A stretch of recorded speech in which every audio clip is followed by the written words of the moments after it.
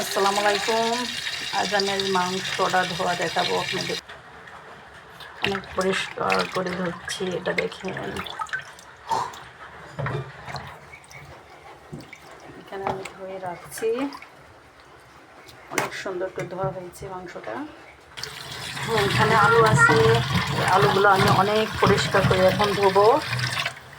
এটা ধুয়ে আমি মাংসের ভিতরে দিয়ে দেব। দেখেন আমি এইভাবে আজ রান্নাটা করব। একসঙ্গে আলু আর মাংসটা ধুয়ে নিচ্ছি, ধুয়ে নিয়ে এটা আমি এভাবে আজ রান্না করব। আপনাদের আমি ভিডিও করে দেখাবো পরে। আজ এ পর্যন্ত কি কেমন হয়েছে আলুগুলো কোটা জানাবেন।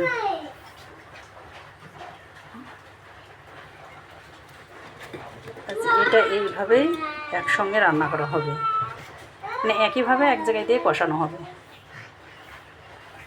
ভালো লাগলে কমেন্ট করবেন সবাই।